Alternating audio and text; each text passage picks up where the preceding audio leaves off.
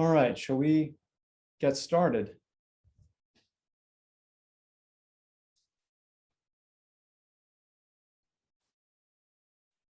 Hello. Let's see. COVID team is here. Peter. Go. Hello.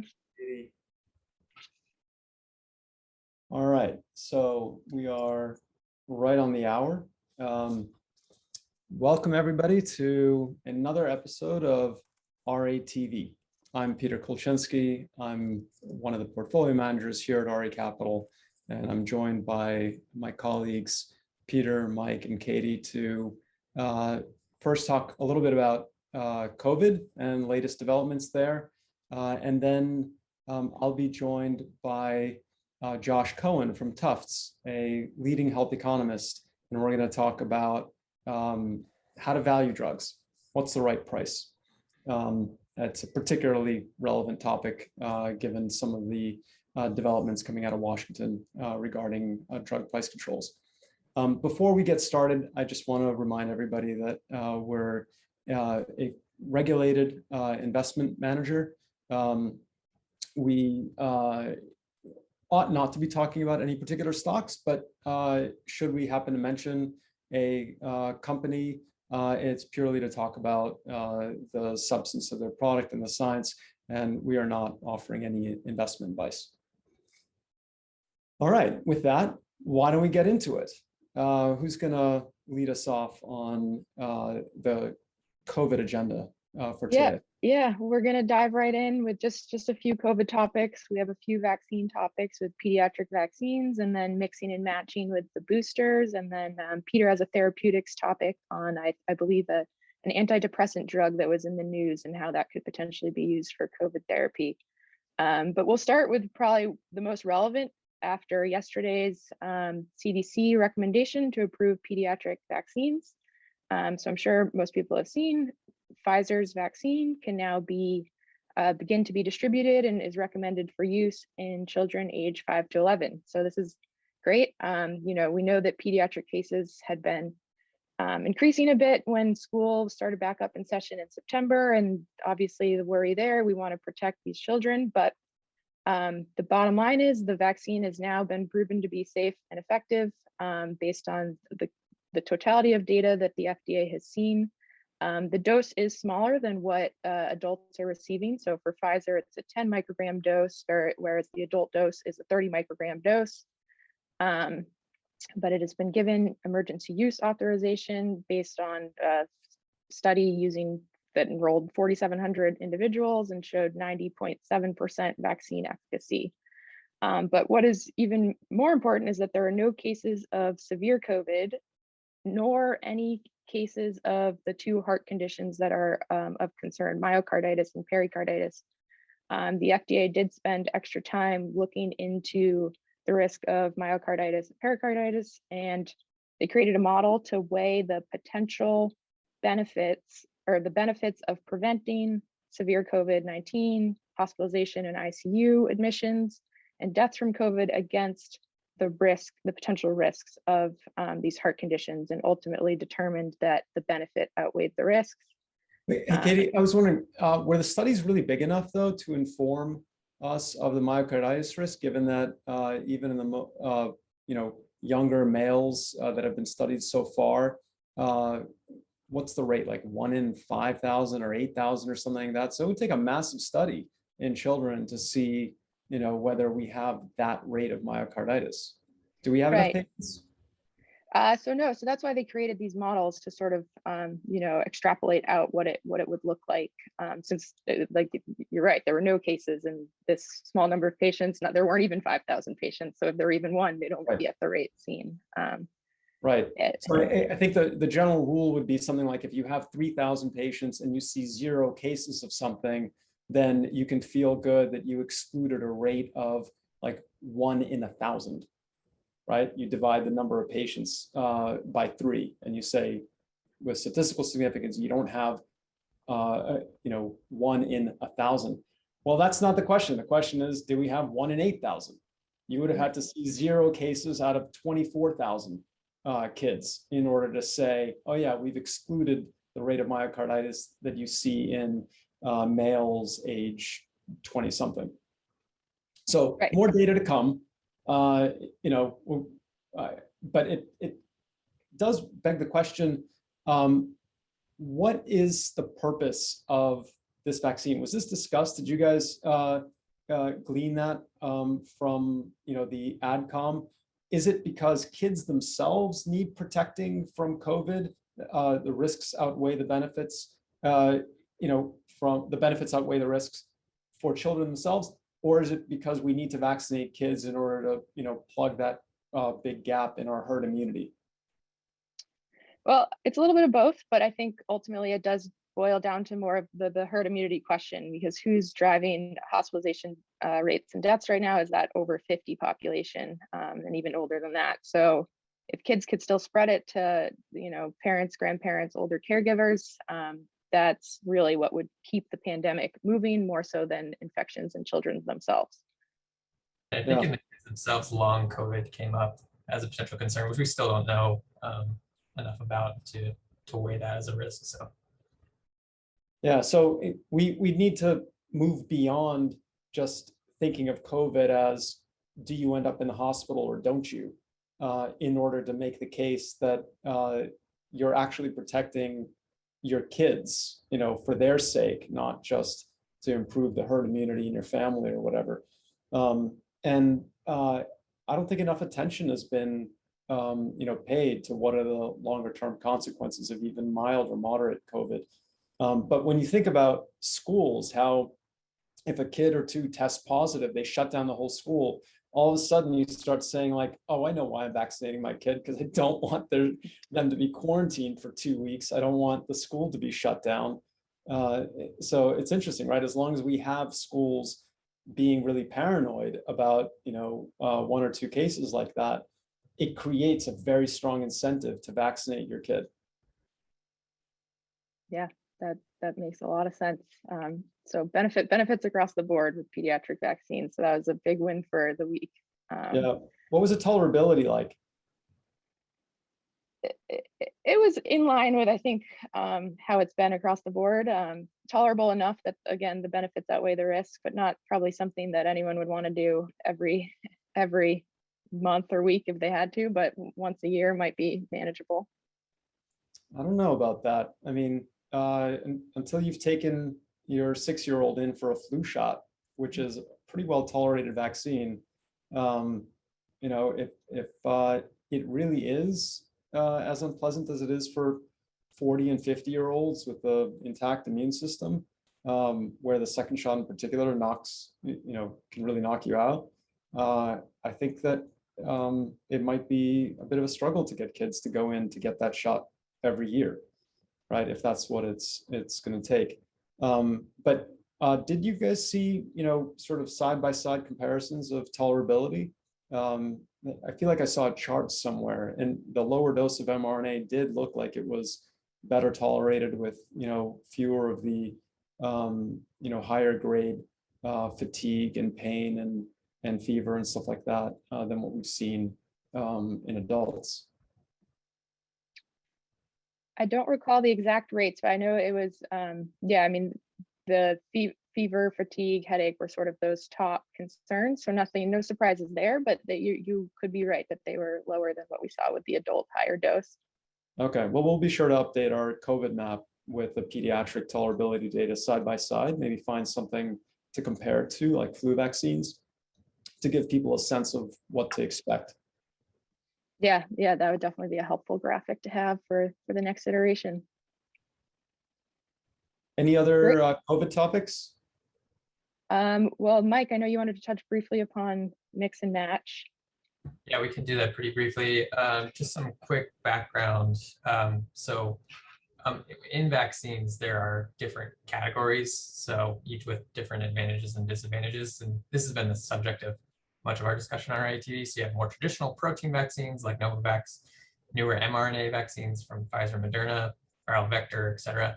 So when we use the term homologous, that's just meaning that all doses are the same type of vaccine. When we talk about heterologous, also known as mix and match, that's when we give 2 or more different modalities to one person. And then one last distinction, you can also talk about heterologous prime which is where the second dose in the primary series is from a different vaccine platform, or heterologous boost, which means the primary series is the same type. In the case of COVID, that's 2 doses unless it's J&J's 1-dose vaccine. And then the boost is a different type of vaccine. So just real quick, wanted to talk about heterologous boosting, which the FDA has given the green light for as long as the vaccine is authorized in the US as a primary vaccine and as a booster. So Moderna, Pfizer, J&J. We bring this up because just recently, in the last couple of weeks, we got some data out of a study from the UK and Spain who have been looking at mix and match dosing for a couple months now. They use the 3 vaccines that are authorized in the US that I just mentioned. It's a rather small study, they're less than 500 patients, but what they showed was that essentially if you give a heterologous boost, the neutralizing antibodies, which are the antibodies that really matter, that neutralize the virus, those were higher than if you give a homologous boost. So if you give the same type of vaccine after the primary vaccination series. Just some other things I saw was that with the mRNA vaccines, with Moderna and Pfizer, the boosting produced the highest levels of antibodies. They were noticeably lower with J&J's kind of across the board. But again, the learning point here is that if you switch the type of vaccine for your boost, it can have a benefit in terms of the immunogenicity. Now, in this study,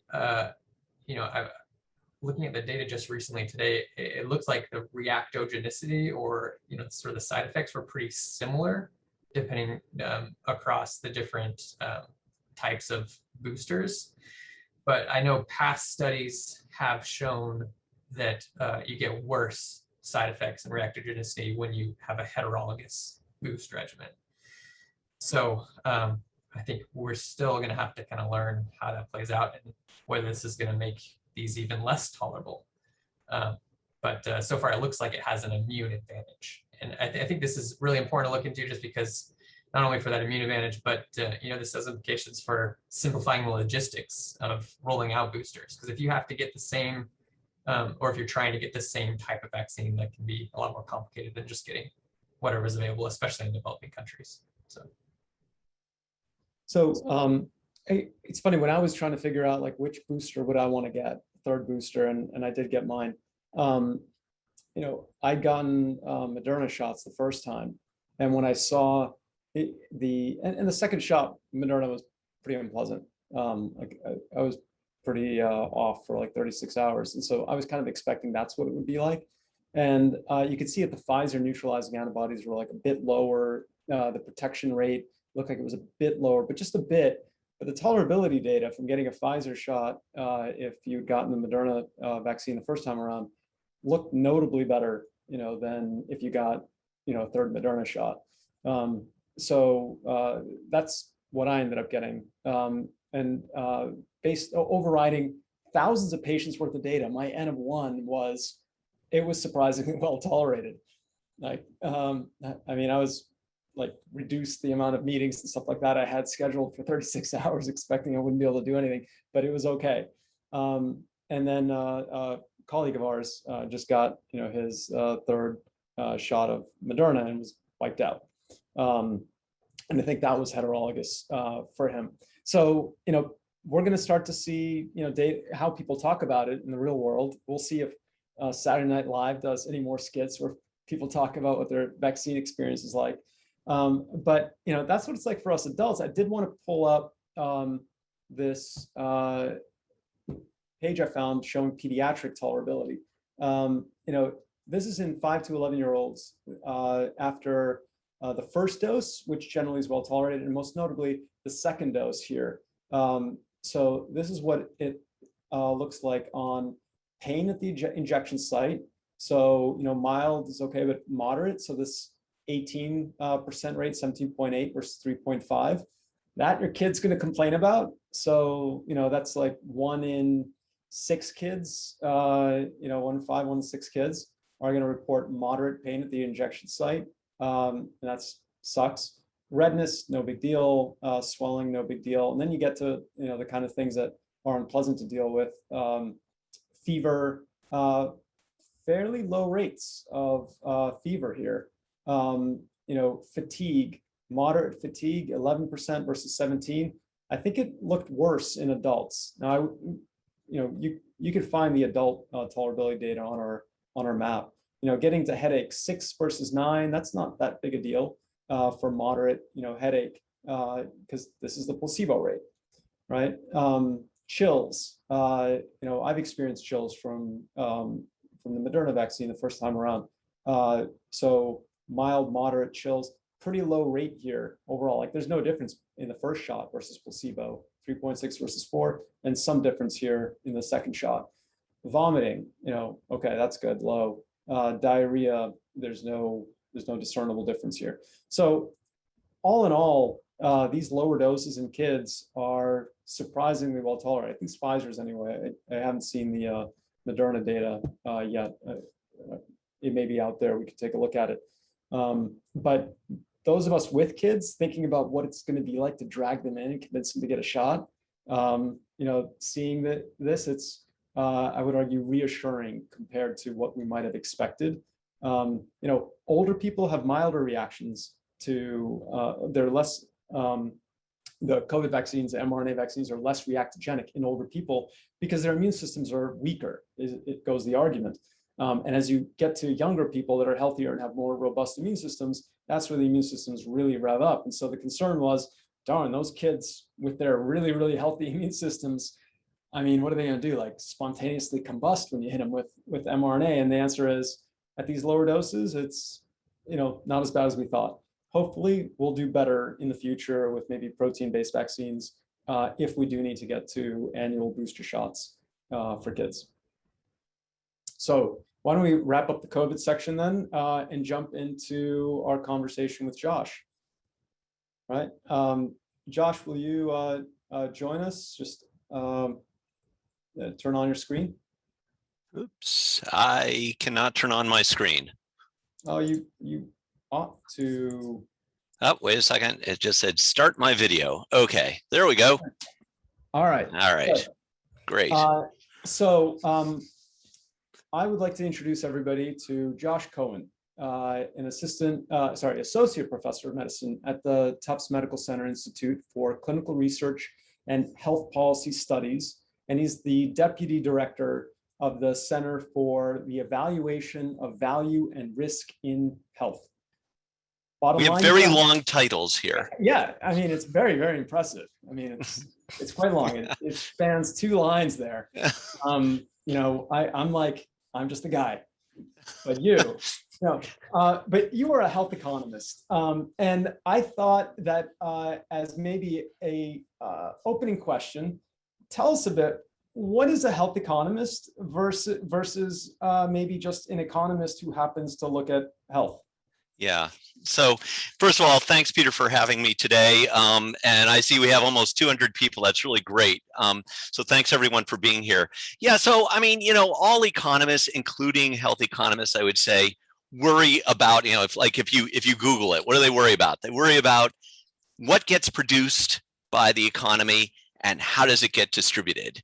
And, for all products, a very important aspect of that is the price that something has. Price is, in essence, the way I think of it is, price is like the air traffic control of the economy. It tells resources where to go. It tells people what they want to spend their resources on.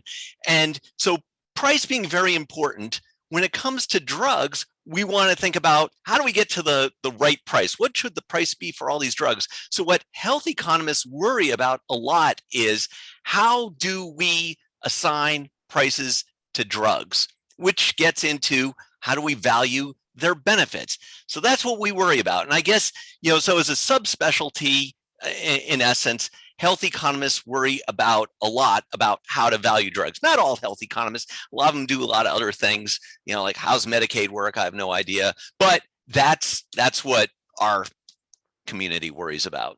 Yeah, so is it how prices are set, or is it how customers decide which price is worth paying?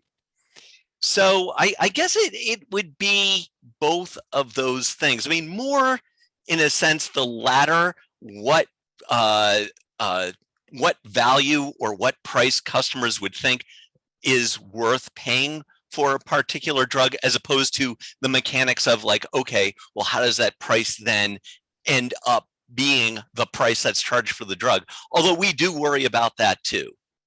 So what is the role that health economists that focus on calculating drugs prices and values in the world? Like, who listens to them? Who, nobody, if you talk to my daughter, but that's another conversation. Feeding question, yes, it is. No, we're very important. There are few jobs in the UK, I believe, for health economists. All right, so here's the thing. So like, if you look for the Society of Toaster Economists, you're not going to find many, right? Like, we don't have people who worry about how to set the price of toasters. Really, even more important, bigger purchases like cars. I mean, a bit, yes, or houses. Would you call those toaster and car economists, the folks at Consumer Reports? In essence, yes, a bit. Not really economists, though. I wouldn't say they're economists. I would say that they are looking at the characteristics of drugs, and yeah, they'll make some, like, hey, is this a good buy or a bad guy? A bad buy. But not really saying, you know what, given that this toaster can do 2 bagels at one time, and, it can also, cook up your salmon dinner on a different setting, it is worth $172. No, I mean, sort of out of, whole cloth. It's more like, gee, when we look at all the toasters that are on sale on Amazon, this is the one that looks like it's the best deal given everything. It's more of a relative ranking. So once you've decided you want a toaster, Consumer Reports will tell you of your options, these might be the better value, the lower value. So comparative. Cost. It's more comparative as opposed to health economists. So I think there's a good distinction. Health economists are like, okay, we have this drug. Here are the clinical results. How much is it worth? And very often, we're not talking about, gee, should we get the vaccine from Pfizer or the vaccine from Moderna? What's it worth relatively speaking? It's more of a question like, if we were to do this exercise, how much is the vaccine in general worth for COVID? So there are lots of vaccines in the world, and there are lots of countries that actually do ask that question to determine whether they're going to pay for a vaccination program. Right. So what happens when some health economist does the math and says, it's worth less than what it would cost? Are there countries that listen to them and say, okay, well, then we won't do it? Yeah, well, I mean, you mentioned one earlier, real briefly, the United Kingdom. Many of the people in this audience, I'm sure they know, they've got a national health service. And one part of that national health service is called NICE, N-I-C-E, which curiously over time has evolved to stand for, I think it's the National Institute for Clinical and Health Excellence. It might be slightly off that. But anyway, their job is to say, you know what, the value of this treatment or this vaccine or whatever is X, and we're not paying more for it. So, hey, drug company, if you're willing to come in at that price, I'm simplifying, but yeah, we'll pay for it. And if you're not, well, see you later. Well, math is math. It would seem like something where you ought to be able to get the right answer. What goes into this math, and how do we figure out whether that vaccine program is worth it? Right. Well, so what do we get out of therapies? We get health, right? Okay, that's a big label. What goes into health, and sort of the and actually, can I just promote something? Because I promised my boss I would do in a moment. Yeah. Okay. But there's good chapters in here on the history. Let me give you that plug, Josh. Actually, so all right, go ahead. With the next thing, I was going to point out that you wrote a book, The Right Price. A value-based prescription for drug costs, which of course requires that we ask, how do you find the right price? Right. But use this example of a vaccine program. Right. Indeed, like let's answer that question.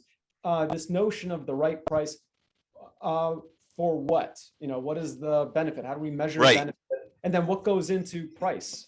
Yeah, so it's like, if you were to sit down, like, if you landed here out of Mars, from Mars, it's like, geez, how are we going to do this? Value health.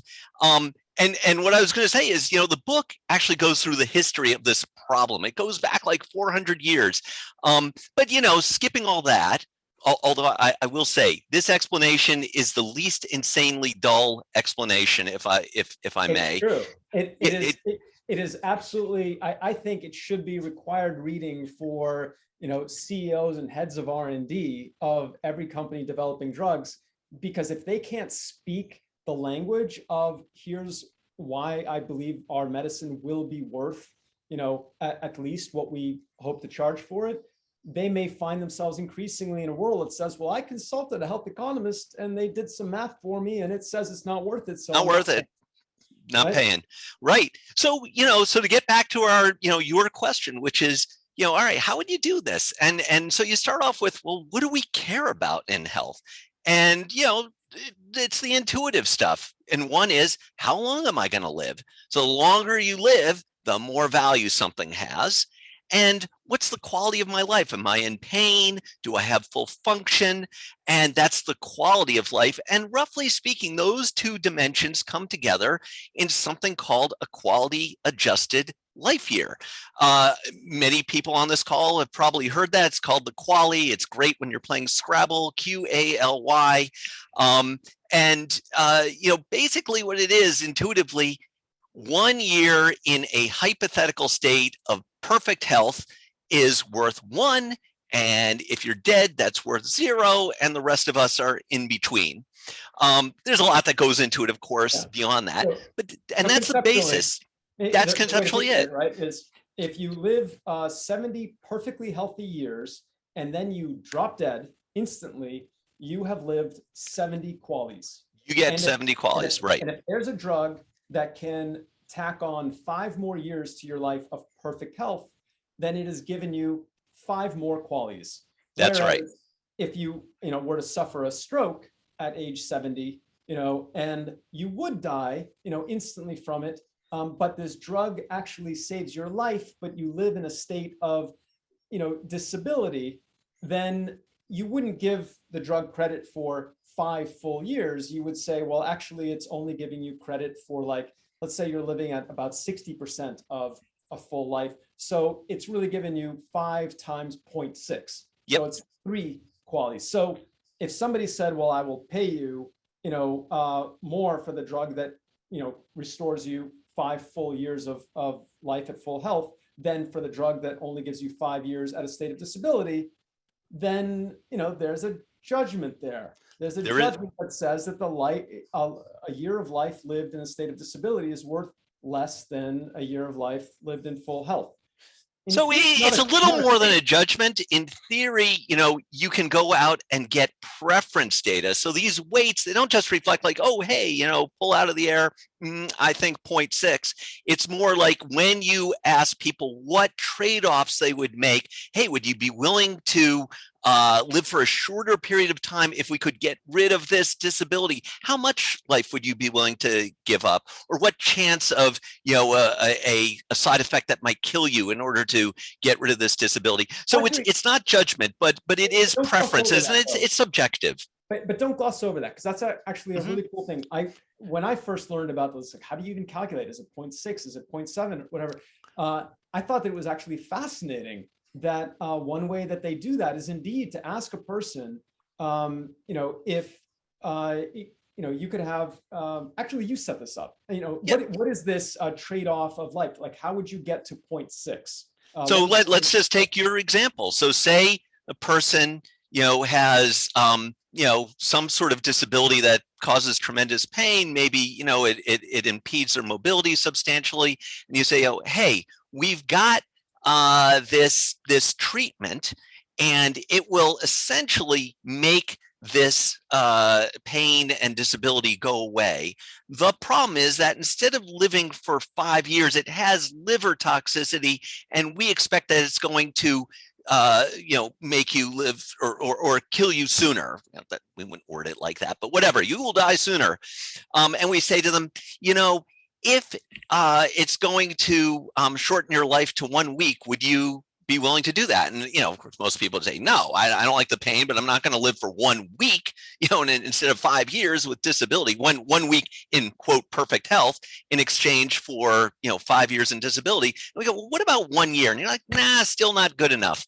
And you keep upping it. And finally you get to 3 years and they're like, yeah, I think I'd be willing to give up those 2 years of life if I could get rid of the disability. So pretty much, equal preference between 3 years without the disability and 5 years with the disability. And if you do out the algebra, what that means is that a year of life with the disability is worth 60% of what a year in life with perfect health is worth, based on that preference, that willingness to give up the 2 years in order to get rid of the disability, the 2 years out of 5.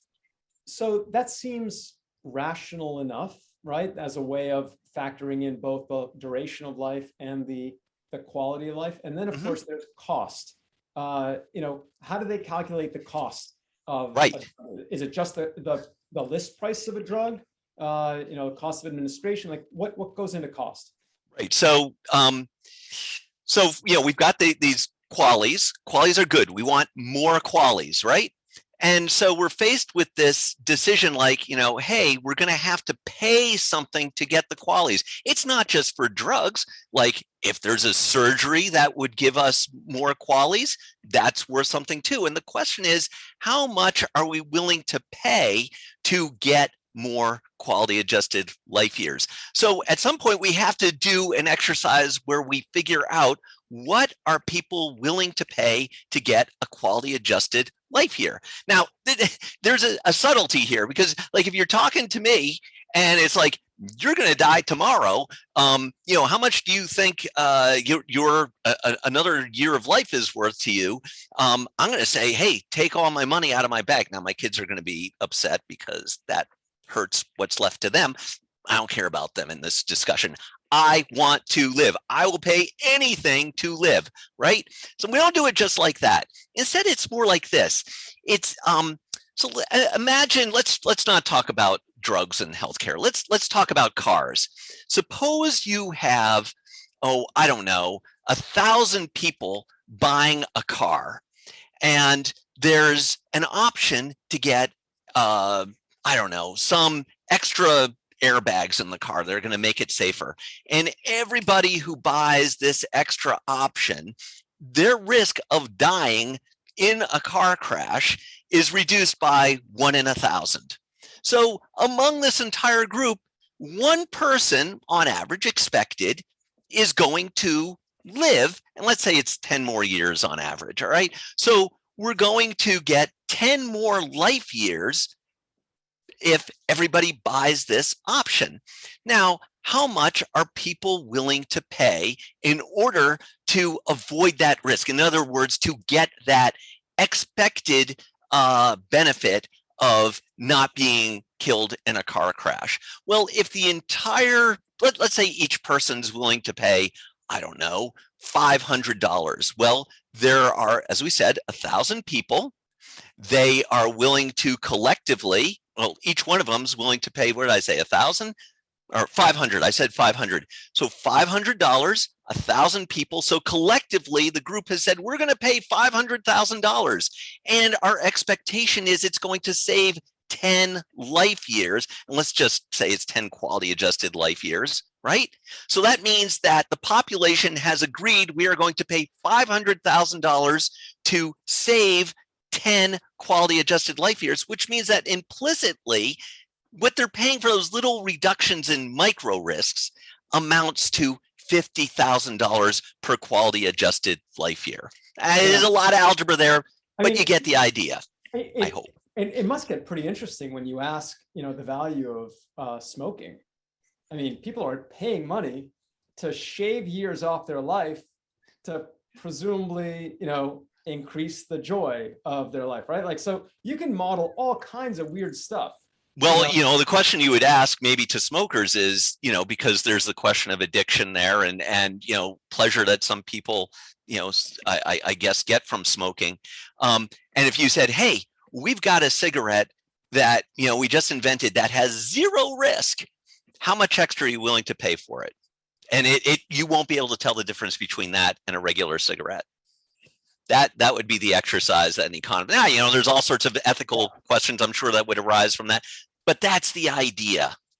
So just to sort of advance us to sort of the next stage in the discussion, when you're factoring in the price, I presume it's not just the price of the drug, but the cost of administering it. You can also subtract if it's a drug instead of a different procedure. You can say that, well, the drug costs $100,000, but the procedure would have cost 30. So we're really saying, is the extra $70,000 worth it? But then there's the price of a long rehabilitation period after the surgery, where family members would have been inconvenienced, maybe had to miss work in order to attend to you, and the drug allows you to skip all of that. Do you count the cost saved? For that's an excellent question. So I started off. I said, look, you land from Mars, and you're the first thing that happens is someone says, you have to put a value on health, and so you come up with length of life and quality of life. But that's not the only thing that we get when we take various therapies, right? And you just brought up one, right? Which is, it's not just about you, it's about your family, right? And if you've got a complex condition, a chronic condition, and there's some therapy that can mitigate that or eliminate it, that's, again, not just about you, that's going to help your family, right? So a second sort of set of considerations that are true value, because these are things people are willing to give up other things for, right? I'm willing to give up my beer money if my mother is not going to, require help on my part because she's able to live independently. If people are willing to give up money for that, then it has value and it becomes a benefit conferred by the therapy. And that's not just, I love that we talk about COVID before this, because that is like, the poster child of a therapy, the vaccines, where the benefit is not just health, right? We all look where I am. I'm at work. I don't know, is that a good thing or a bad thing? But I'm at work, and that's because I'm able to get a vaccine. So that's worth something to me. I like coming in a couple days a week. So we're all able to go out to restaurants. We're able to see each other. In a few weeks, a lot of us will be seeing relatives at Thanksgiving whom we didn't see last year. That is a huge value that should be included in the value of these therapies. You say should. So tell us a little bit more, right. What is included in the math that currently dictates in certain countries whether they will or won't pay a price? Yeah. So, a lot of groups in the case of the UK, NICE, and a lot of your audience is going to be familiar with the Institute for Clinical and Economic Review, which is a private group here in the United States. They mainly focus on the health benefits, the pure length and quality of life. Now, it is an evolving field. So, for example, let's take ICER, the Institute for Clinical and Economic Review. When they first really got into drug valuation back in 2015 or so, their perspective was, we're just looking at health. That's it, not this other stuff. Health and cost. Yes, right. It's always health versus cost. You got to be weighing something. To be clear, like if we were to say, hey, how much health will we create over 50 years and how much cost will we create over 50 years? That would seem like a rational way to look at health and cost. But no, they look at, what is the cost of this drug on the day that it launches and how much health will it create for the people we treat, this year, right? Right. Well, yes. So I'll get into that. Yeah. I'll get into that. That's a life cycle pricing issue. I think you're getting at there. But let me just talk about the societal value issue. Societal meaning beyond the value of the health itself, all the other stuff I was talking about, the caregiver concerns that you raised, we all get to go back to work and Thanksgiving and restaurants and, all that other stuff that we were talking about a moment ago. It's hard to put a value on that stuff. It is hard.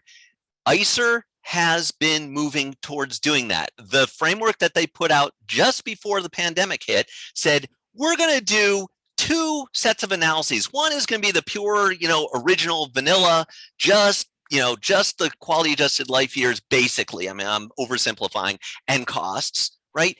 And then we're going to do a societal perspective that takes into account these broader concerns. And, in a fair number of cases, the societal implication is not a huge added implication compared to the health, but in some cases it is. And so we'll do that. Now, interestingly, when ICER first did their rough back of the envelope assessment of remdesivir, when that came out last spring, yes, by Gilead, their assessment, they had one sentence in it. It said, I'm paraphrasing, we're not going to do societal benefits in this case because we don't think that policymakers would want that included in the valuation. Now, in all fairness to them, they did this way faster than I would be capable of doing it, and they were out there before anyone else could. But it does raise a question. Like, if we leave out the societal benefit of this therapy, then are we missing and sending a wrong signal, giving bad information? If I'm not mistaken, I believe in that same report, they said that this drug would only be cost effective if it cost X. And X was so low, it was like cheaper than a bag of saline. So in other words, it would be cheaper to take the drug out of the bag that it's in and just infuse the saline in it, which is patently absurd math. Well, actually, so they did a couple analyses. So that was actually, if I remember correctly, and it's been a little while since I've looked at it, they did an analysis where they said, look, we're just going to look at the cost, the incremental cost, I think, of producing this medication, and based on that, how much, cost of manufacturing, and that's what we're going to cover with the price. They weren't looking at value. So I don't think they were advocating their that. Calculation was that it was cheaper to make than saline, which it's like, first of all, that's a very complicated drug to make. One of the reasons why we had shortages originally was because it was hard to scale up. Yeah. They are not drug. So they might have gotten that wrong. They know, even that. Well, so this is the thing, right? So far listening to you, you've pointed out that there are health economists that are in some countries pretty much setting policy, like we will pay this and not a dime more. In some countries, they're merely trying to influence and guide. Providing information. Yep. Right. They ignore values. They ignore caregiver spillover. They may ignore the reassurance that a drug offers, even to people who aren't going to die, but they don't know that. They worry. It's like, right. Oh, no, I might die of COVID, so I'm going to avoid going to parties, avoid sending my kid to school. I'm going to avoid all this stuff. And, and it's only a vaccine that makes them feel better and re-engage, kind of like a fire extinguisher you hope you never use, but it makes you feel better every day that it's there. They ignore those values. Then they don't know how much drug costs. So even when they try to factor that in, they get that wrong. So, how should we feel about, the fact that there are health economists doing math? All right. So in some countries, and those countries are acting on these equations. Right. So what's really about? All right. So the first thing I'd say is, I guess I'm a little more sympathetic towards ICER. And first of all, I'm not making my living doing it. So I guess I can afford to be a little more sympathetic towards them. But what they're doing is really hard, in all seriousness, and adding these layers on is complicated. It adds a lot of uncertainty. So I'm going to, cut them a little slack there. On the other hand, what you say is absolutely right. We should be trying to get the math as right as we can. And if we leave something out because we say, oh, it's uncertain, it's too hard to calculate, we're implicitly saying the value is zero. And we know that's wrong. Right. It's hard, right? So let's assume it's zero. Right? So zero is not a good guess. Zero is not a good guess in the face of uncertainty. Especially when you consider the consequences. So tell us a little bit about this, because it sounds like it's a judgment call. Do you err on the side of calling it zero, or do you err on the side of assigning some value and maybe you overestimate it and you give it too much value? And what are Well, the consequences yeah. of getting it wrong one way versus Right. another? So, my preference is try to get, give your best guess. Just like, when you're making investments in the stock market, you don't put your thumb on the scale and say, well, I don't exactly know what's going to happen with Google, so I'll just assume it's going to go to zero, or I'm going to assume it's going to be infinitely valuable. That leads to silly decision making. You try and get it in the middle. But to your point, do we want to err on the side of saying, let's be cautious, let's not spend too much on these drugs? Well, the risk there is that we send weak signals to industry, saying basically, you're not going to be rewarded. Next time a problem like this comes along, we're not going to give you a big reward if you fix it. And I don't want that. Nobody wants that. Like, antibiotic resistance or something might be the next crisis, right? We want people to know that if there is something that is going to crush society and shut us down, we can't go to Thanksgiving, then boy, we are willing to put out a lot to get that problem fixed. That's one side, but let me just say the other side. All right, we don't want to overspend on drugs because that does mean that we're taking resources away from other priorities, both in health and potentially outside of health. Okay, that's true. So if you do the oversimplified math that just assumes that everything you can't measure accurately is a zero, then you will underestimate the value of products. And if payers, if insurance plans, if government, healthcare systems act on that, and they don't pay for the drugs that are launched, well, you don't uninvent drugs. No. So, won't you still get them? Well, you'll get the drugs that have already been invented. I mean, as you said, you can't uninvent them. But again, it's the next crisis. I'm worried about the next crisis. The next crisis, I see. So the UK, here's what I think has been basically going on. The UK has been doing math that basically says, come on, these drugs, they've already been invented. Let's just do some math that comes up with a low price. We'll tell industry that's the price we're going to pay, or we'll walk away. Industry sometimes caves and says, fine, we'll sell to you at this low price. Occasionally industry plays hard. And everything's jolly. Right? And innovation continues. The UK still gets new drugs. Well, I've got two words for you. United States. Okay. So now the United States, which has not been doing this math, so explicitly and deciding what it's going to pay for based on this math, says, hey, look, the UK pays so much less for drugs. Let's do the thing they've been doing to figure out what's worth paying. Let's import this math, and either through reference pricing or homegrown, let's do our own equations. Heck, let's hire the ICER folks. What happens then? All right. So first of all, if the math is done correctly, and I think then it's fine. Then we're sending industry the signal that hey, solving this problem is worth this much. So when you're doing your R&D allocation, that's what you should aim for. Prioritize this. It's worth billions and billions. This not so much. I think that's fine. But if we understate value, and we do, I mean, look, you're never going to get it exactly right, but if we really understate value, or if we use value-based analysis as a bargaining tool rather than as a true, really seeking truth, like we really want to know, what is this worth? So if we use it as a bargaining tool, then we're going to end up losing out on innovation that would have made us better off.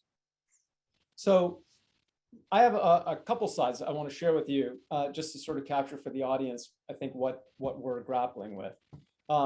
Simplistically, companies launch their drugs at a certain price. Then somebody, NICE, ICER, somebody, does a cost effectiveness analysis, a CEA, all this math, and determines, the drug's not worth this price. It would be worth it and worth paying for it if it were priced down here. What happens? Well, the payer, in this case, the US government might say, well, then that's it. We're only going to pay prices that are down in this range. right? And the trouble there is that those prices may not be high enough to inspire investors like our team to justify putting money at risk developing new products. You won't, uninvent the drugs that are being negotiated here. You'll still get them, and industry will make an incremental, return off of just continuing to make them. But anybody putting money at risk to develop new drugs is going to be like, I can't make the math work. It's like you're asking me to invest in building a home that's going to cost me $400,000 to construct, and you're telling me that I'm going to have to sell it for $200,000. Like, that's dumb. I won't do it. I'll go get a job doing something else, right? And yet, the math may not be quite right. As we're discovering, it may exclude all kinds of values, right? And so if the math's not right, and if you were to go about doing the right math, what if you discovered that actually the drug would be cost effective, even if it were priced up there? Should we raise the prices of drugs? Can we raise the price? Can we raise the prices of drugs if we want up to that level? Or are there other constraints that keep a price below the limit of its cost? Can I jump in on that? Yeah, please. Yeah. Okay. So let's take COVID vaccine, right? So, I remember seeing estimates based on, how the stock market reacted, on the first vaccine Monday back in November 9th, when Pfizer came out with their results. Someone estimated, I don't know if this is right, but it's probably not too far off, that, a vaccine that can end the COVID pandemic, and maybe, the vaccines have turned out not to be quite perfect, but whatever, they're really, really good, all right, would be worth $5 trillion, something like that, all right? Which means that if we give it to everyone in the world, we should be charging like, I don't know, $600-700 a person. We don't need the vaccine to be that expensive in order for there to be a sufficient incentive, I think, for drug companies to develop those sorts of treatments. But I'm curious though. What that suggests is that, and that price would be, probably like 10 times higher than what's currently charged. Right. And I think the prices range from like $20 to $50 or whatever. But let's say that the couple of vaccine companies, which currently are, selling their vaccines as quickly as they can produce them, so there's no like excess capacity. Right. What if they jacked up their prices to $400 and said, well, wait a second, the cost effectiveness math says it's worth $500, so we're cost effective. Like, why don't they? I mean, why don't they? Well, I mean, for one thing, it would be a public relations disaster, and the world would just not be able to come up with the resources in order to take advantage of these vaccines. Budgetary constraints. They're budgetary. Worth it, but you may not have the budget for it. At an extreme level like that, you run into budget constraints that essentially choke off access. So that gets to a really interesting point. Something can be worth it, but you just may not have the money for it, right? Yeah, it gets complicated. Right. I mean, it begins to say, well, geez, that's right. But maybe what it means is you need to be reassessing your priorities. Like maybe you're spending too much money on other things and you should reallocate it. Probably not the case if we're talking about spending $3 trillion on vaccines. Right. Well, some people make that argument that, there's not enough money to go around. And so we might have to price control drugs, even if they're worth it. But drugs, certainly in the US, spending on branded drugs is about like 1.4% of GDP. Healthcare spending overall, I think, is like 18-19% of GDP at this point. Right. Branded drug spending is about 10% of overall healthcare spending. Mm-hmm. So do you think that the budgetary people who say we are suffering budgetary constraints and therefore have to focus on knocking down drug prices, even if it means below the levels that investors need to see in order to keep innovating, are they right? Or is it? So I haven't done research on that particular question, but my sense is that no. And it's for the reasons that you say. It's like, look, and there are different estimates about what fraction of healthcare spending drugs comprise. But, it's whatever it is, even if it's 15%, we see that the the economy is able to accommodate that, we are giving up other things, and we need to think about that.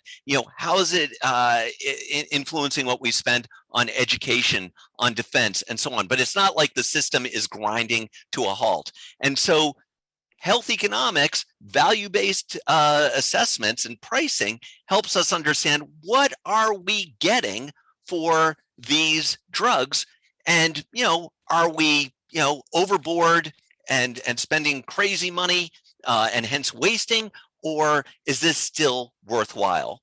So that, I mean, it sounds like it's pretty important to get to at least improve the math we've got in order to try to make the case that today's prices maybe aren't too high, that I think and preserve, because the conventional math, here's a slide that shows the aggregate of dozens of cost effectiveness analyses done the conventional way, with a whole lot of values, rounded to zero.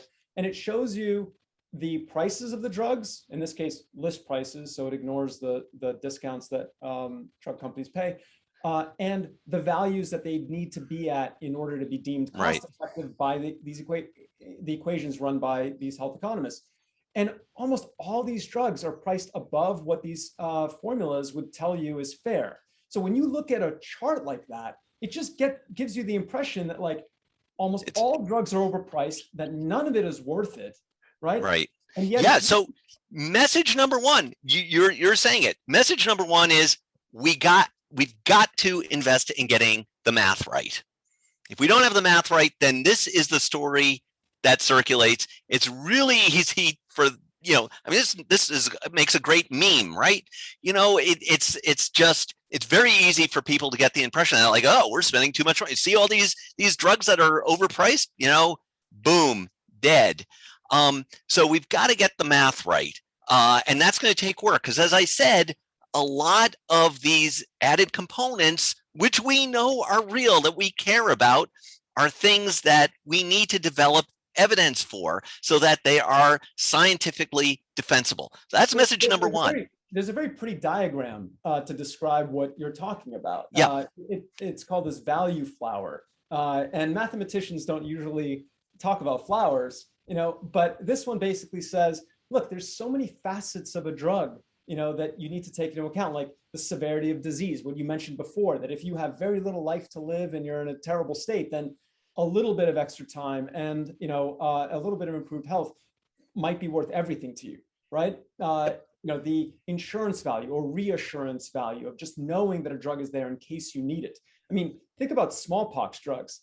Right. There's nobody who gets smallpox. If you were to do ICER's math or NICE's math on that and ask how many people's lives are saved every year by the fact that the government is spending hundreds of millions of dollars stockpiling smallpox drugs, and the answer is zero.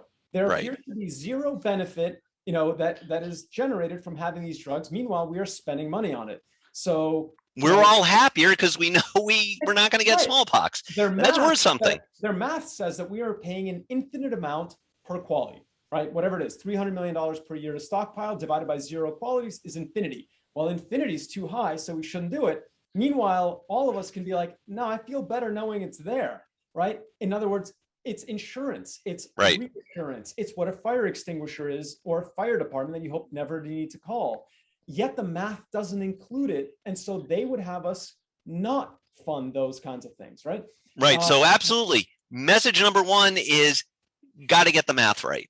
So if I could throw in a second message, because I see we're coming up at the top of the hour, and it's relevant to today's news. So, people saw the paper this morning. Looks like Congress is on the verge of a deal to have Medicare so-called negotiate at least some drug prices. And the problem with that is that what are they going to, what's the basis of the negotiation? The basis of the negotiation is going to be, I'm guessing, I don't know Congress people, right? But it's going to be make the drug price lower. That's going to be a lot of it anyway, right? And it's because, you know what? Value assessment has been hated by all sides. And it's too bad, because if value assessment were embraced, then maybe that could be the basis by which, if we're going to have Medicare setting prices, which essentially is what this comes down to, it could be based on value. And then we could talk about getting the math right, as opposed to just making it as low as possible. So the way that they're now coming around to it is they're going to leave a period of market-based pricing for some time. Right, a few years. 9 years for small molecule drugs, 12 years for biologics, after which they will negotiate the price down. We're not certain how low. We have to assume it'll be as low as they can make it. But during that initial period of exclusivity, it's market-based pricing. So, market-based pricing means you could go ahead and try to charge a lot of money, but if you've got competitors that are willing to charge less, the price will be whatever the market, ends Absolutely. up, allowing. And so, yet another reason, by the way, why drugs can't command a price that's as high as their value, because if there's someone willing to sell a similar drug for less, call it a Me Too drug, but a similar drug for less, you're going to have to compete with them. So competition gets value for society. You guys call it a consumer surplus, right? Right. And what you pay for a drug is less than what it's worth. Yep. And it's that difference between that upper value of what it's really worth and its actual price. So instead of a drug being overpriced, it turns out to be underpriced, and that's consumer value. We got to do this better, more comprehensive math, right? So it means instead of this, we got to factor in these other values. And essentially what that would do, we can only hope, is take this chart and flip it on its head, where now the calculated values of these drugs are above their actual prices, which I think I'm hoping, reassure Congress and others that, it's not that we should set prices based on this math, it's that the market seems to be functioning. It seems to be giving us prices that are below the value of these drugs. Who knew? You could leave the market alone. Now, if it turns out that, despite our best efforts, drugs still, can't justify their prices, I'm curious, do you think that the math that we're likely anytime soon, the next year or two, to get to math that's so good, we should actually start saying, yeah, let's not pay for this, let's not pay for that? Or should we continue to err on the side of, if people are clamoring for that drug, if insurance plans continue to cover it because it's better than not covered, should we still trust the market, even if our expanded math says that a drug isn't worth it? Yeah, so, I think, so what I would say is, we should be calculating value. We should be, when the science is not well developed, we should be doing exploratory analyses to say, look, we think it could be as high as this. And yeah, I think we should be encouraging a role for value-based pricing, because if you don't have value-based pricing, it's like, not having evidence in science. It's like not having air traffic control at the airport. You need something, and we need to develop this. But there is, I suppose, a difference between having these reports to guide insurance plans, and as to whether or not they want to cover it, and you put it out there and you say, here's some math, but you don't have to act on it. You can versus we did the math, and it's math, and we're awesome, we're accurate, and because it's precise, it's accurate, you should simply act on it. I absolutely agree with you there. My preference is that organizations that do assessment should do assessment, and that's information. It's a public good that the decision makers who are acting on behalf of the people who they're covering, they can make the decision okay, is this worth it? Should we pay for it or not? It's like Consumer Reports doesn't dictate what you should buy. They say, here's the red dots and the black dots. You decide, which thing do you really want to buy? Yeah. So, we got a lot of work to do to bring the right math, into the spotlight. You guys are definitely working on that. Your book makes a really great case, for the history of this field. Exactly.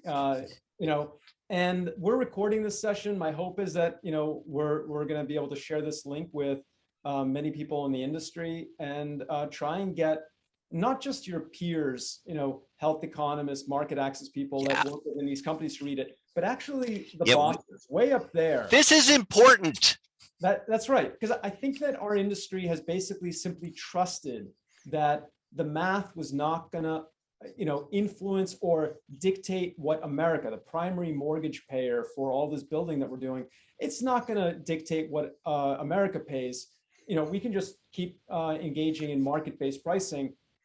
And yet, because they haven't anticipated a world where the math might become more prominent in the US, I don't think they understand yet, how their drug will be judged by the math. And what you're basically saying is, well, it depends which math. Right. And you and your colleagues are doing this expanded math, what we've come to call generalized cost effectiveness analysis, that takes into account the benefits to caregivers and disease severity, and that vaccines provide some herd immunity, so you even get benefits from people who don't get treated, like right. all these factors that are excluded by conventional math. And so if our industry continues to sit on our hands, then someday when policymakers say, you know what, we're just going to start setting price, dictating what we're willing to pay based on math, they'll reach for the common stuff, the conventional stuff that's pervasive in the literature, instead of reaching for your expanded equations. Now, that would be the wrong price. That would be the wrong price. That's very good. It's another book. Hopefully not a book we're going to need to write in a couple of years. But I hope that we can have you back, Josh, maybe in a year, and you and I continue to work together on various projects, and we can report on the progress that's made in the adoption of GCEA, to valuing medicines, and frankly, generalized cost effectiveness analysis. That's right, generalized. Thanks for joining us. Well, thanks for having me. That was a really fun discussion.